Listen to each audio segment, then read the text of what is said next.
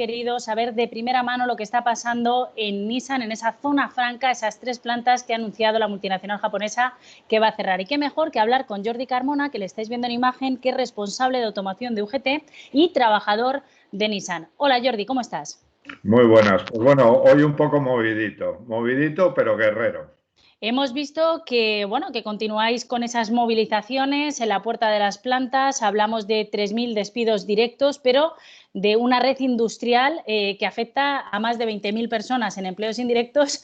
Esto es una locura, ¿no? Porque además hace apenas unas semanas os habíais sometido a un ERTE, habíais sufrido un mes de parón por todo esto de la pandemia, pedíais pactos de la Moncloa en el sector de la automoción.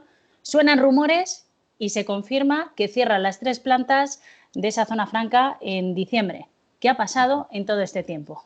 No, pues vamos a ver, ya llevábamos tiempo reclamando a la dirección de Nissan un plan industrial claro para los centros de trabajo de producción de Barcelona, porque veíamos que poco a poco no se estaba haciendo una apuesta clara por parte de la multinacional. O sea, no es algo que venga con el COVID, sino es algo que veníamos reclamando. Lo del COVID ha sido un más a más, lo que pasa es que nos hemos encontrado hoy con el anuncio del cierre. Es cierto que lo del cierre para nosotros para nada es el final, ¿vale? El que haya anunciado Nissan el cierre no es el final y entendemos nosotros, y así lo estamos transmitiendo, que queda un recorrido de reivindicación donde vamos a seguir reivindicando que somos productivos, somos competitivos y somos unas empresas que estamos en una ubicación idónea de distribución, y en esa lucha, en esa reivindicación es donde vamos a estar. A partir de ahí, lo que no entendemos y sí que ponemos en relieve es que la multinacional Nissan, en este acuerdo dentro de la alianza con Renault, permita quedarse sin ningún centro de producción dentro del continente. Nos parece una falta de estrategia empresarial impresionante. Si vemos un poco la situación de la alianza, sí que se han repartido los mercados, pero si vemos la parte de Renault, aún repartiendo los mercados, en todos los continentes sigue manteniendo algún centro de producción, y eso es estrategia. Por eso a Nissan, y nos sorprende mucho que haya dejado un mercado como el europeo, que va a tener una transformación y va a ser un mercado fuerte en el sector automovilístico como lo había sido siendo, pierda esa oportunidad en aras de potenciar a Renault. O sea, nuestra reivindicación un poco es trasladarle a la multinacional ese error estratégico que vemos nosotros se está cometiendo, pero también la reivindicación esencial para nosotros es continuar dentro de la alianza, porque entendemos que somos competitivos. Lo único que nos falta es tener un producto, pero somos competitivos, somos productivos y somos flexibles, y así lo hemos demostrado en años y años. Somos la única planta que hemos sido capaces de fabricar cualquier tipo de vehículo, o sea, eso es muy importante, y además nos hemos adaptado a cualquier tesitura para darle la máxima capacidad a la compañía. O sea, Jordi, son valores muy importantes. efectivamente, esa versatilidad. Además, fíjate que todo esto sucede cuando Nissan cumple 100 años precisamente en España. Es verdad que está intentando focalizar esos centros de producción en Estados Unidos y en Asia, pero algunos dicen que el gran beneficiado de todo esto es Francia. Francia, que ha anunciado Macron ese plan de inversión en el sector automovilístico, una locura, 8.000 millones de euros. Hablamos de Nissan, hablamos de Renault, pero que en el fondo, en esta jugada de ajedrez, el gran beneficiado podría ser Francia, porque vuestra producción no se va a ir a Rumanía, no se va a ir a Marruecos, sino que tiene toda la pinta de que la jugada es Francia. No, no, está claro que vamos a ver, nosotros lo que vemos que en este juego de ajedrez el gran beneficiado ya no solo Francia, es Renault, ¿vale? Porque está dentro de la alianza. Lo que haga el gobierno, pues hay doble comentario. Uno, que den ayudas al sector automovilístico, no solo a Renault, sino que el gobierno francés está hablando de dar ayudas al sector automovilístico, me parece perfecto, que es algo que estamos reclamando también al gobierno de España. Decir, oye, es un sector muy importante, estamos hablando de casi de un 15, un 16% del PIB, porque no nos engañemos que no solo hablamos de constructores, componentes, concesionarios, talleres, etcétera. Ujú. todo una escalada de sectores. O sea, es lo que estamos reclamando también a este gobierno, que tiene que hacer una apuesta clara para el sector automovilístico, sin descartar otros sectores que también tienen su importancia, pero para el sector automovilístico porque entendemos que es muy, muy potente y muy necesario industrialmente para España.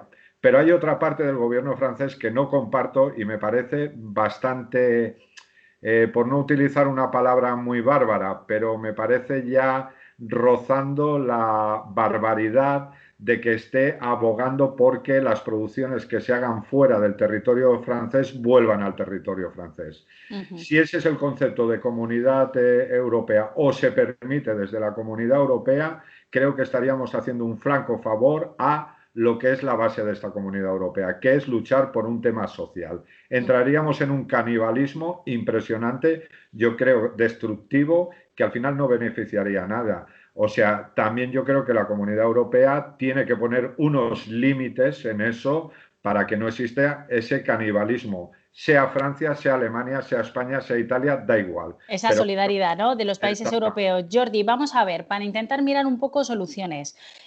Habéis planteado, desde el punto de vista empresarial, directamente a la dirección de Nissan esa propuesta de un fallo de estrategia, nos lo has comentado. Pero al mismo tiempo, a nivel político, es muy importante el apoyo que tengáis detrás de los gobiernos, ¿no? Hemos escuchado a algunos miembros del gobierno, o por ejemplo, de Más País, a Íñigo Rejón, decir que hay que nacionalizar Nissan, que hay que nacionalizar Alcoa y otras empresas del tejido industrial de este país. Hemos escuchado también o vemos cómo hay países, Francia o Alemania, que apoyan con miles de millones de euros un sector que de momento esas ayudas aquí no están llegando. Y he escuchado testimonios esta mañana que me han causado bastante impacto, te lo digo como ciudadana, de trabajadores como tú, de esas plantas de la zona franca, diciendo que sentís que os han dejado morir. sí, sí, Hablo y de es los gobiernos, desde la alcaldía de Barcelona, el govern catalán, el gobierno central, los partidos políticos, todos. fíjate, y no soy de las personas que me guste ni hablar en positivo ni en negativo de gobiernos o no, pero yo creo que también hay que poner en relieve una cosa, y hay que reconocerlo, y yo creo que el gobierno estatal está poniendo, ya no solo ha puesto, sino está poniendo toda la carne en el asador para que Nissan continúe. O sea, tengo que agradecer el trabajo que está haciendo, sobre todo directamente la ministra Reyes Maroto, ¿vale? En el trabajo que ha hecho, porque somos conocedores del trabajo que ha hecho para que Nissan no anunciara el cierre, pero también el trabajo que está efectuando y que estoy seguro que efectuará. Hay otros gobiernos autonómicos, pues la verdad nos han dejado un poco a medio gas, como diría yo. Tampoco como crítica total, pero sí a medio gas. Nosotros esperamos, ya digo, ya no solo a Nissan, esperamos que los gobiernos central y los gobiernos autonómicos hagan apuestas claras por la industria, porque la industria es esencial para un país. A partir de ahí, de lo que comentabas de nacionalizar empresas, parece muy curioso y a veces extraño hablar de nacionalizar, pero no es ninguna locura. Yo creo que es muy importante empezar a hacer un replanteamiento o un planteamiento a lo mejor de hablar de lo público, de potenciar lo público o tener participaciones en lo privado, que haya cierto control en las empresas, aunque sean privadas, no de nacionalizarlas completamente, Uh -huh. pero que haya un control público de esas empresas, para que no entremos en un canibalismo empresarial, para que no entremos en que las decisiones se tomen no sé dónde y no tengamos ningún tipo de participación. O sea, yo creo que es un debate que hay que abrir, que apuesto totalmente, porque además una de las reivindicaciones que hacíamos en esas 23 medidas como UGT, hablábamos de potenciar lo público, pero también lo público-privado. O sea, yo creo que es algo que tenemos que empezar a debatir, tenemos que empezar a hablar y tenemos que empezar a trabajar.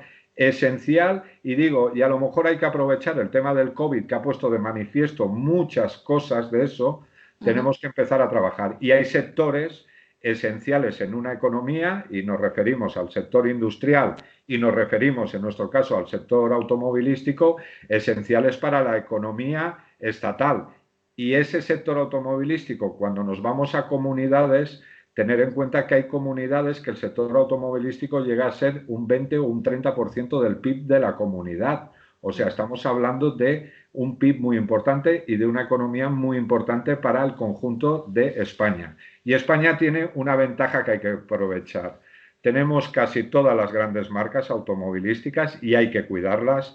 Tenemos grandes empresas de componentes y hay que cuidarlas. Tenemos que cuidar los concesionarios, tenemos que cuidar los talleres, porque tenemos en todo el perímetro estatal el sector automovilístico. No es un sector automovilístico en una comunidad solo, sino que estamos hablando de un sector automovilístico que está en todo el territorio. O sea, quiere decir que da un beneficio económico a todas las comunidades y un beneficio económico al conjunto del territorio español. Jordi, estoy contigo porque además es un mensaje de cara a los inversores. En el sector automovilístico podemos hablar de Citroën, podemos hablar de otras plantas que hay en España, pero en general al tejido industrial, a los inversores extranjeros. Si dejamos que multinacionales se vayan, pues lógicamente estamos perdiendo riqueza y estamos mandando un mal mensaje al exterior. Dos preguntas más para terminar.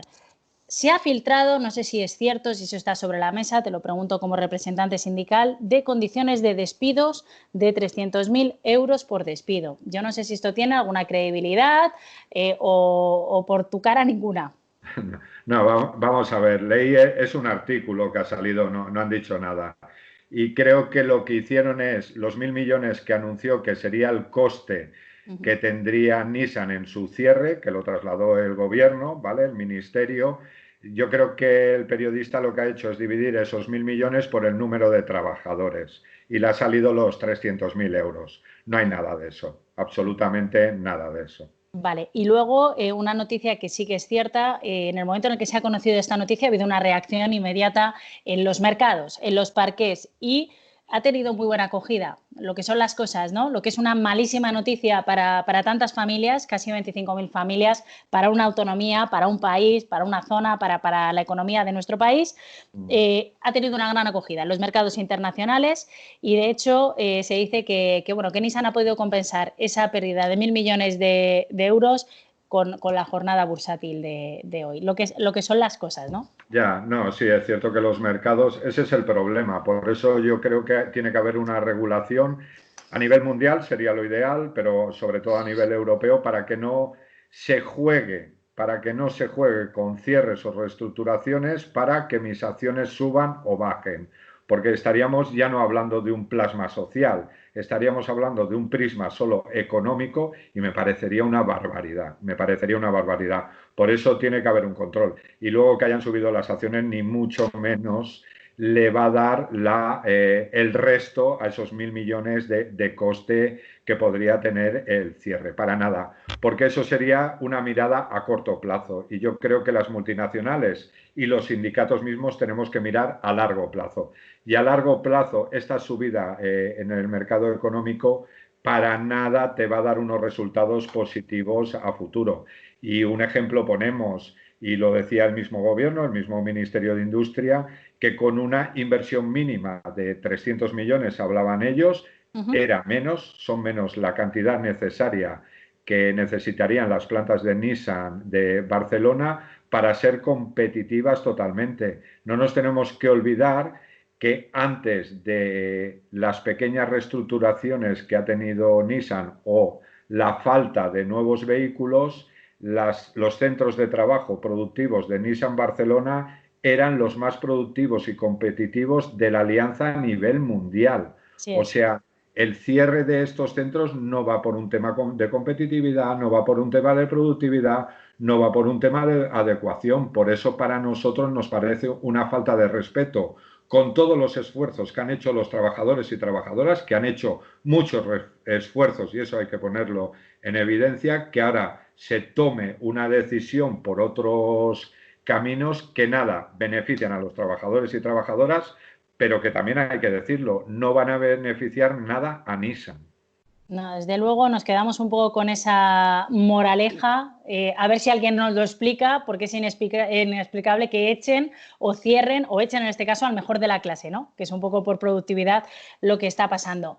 Veremos qué pasa. Jordi Carmona, responsable de automoción de UGT y trabajador de Nissan, mucho ánimo y bueno, seguiremos en contacto para ver la evolución de esta situación. Ojalá se resuelva de la mejor forma posible. Jordi, gracias. Gracias a vosotros y no te preocupes que vamos a seguir luchando porque entendemos que tenemos toda la razón. Gracias, Jordi. Hasta luego. Gracias a ti.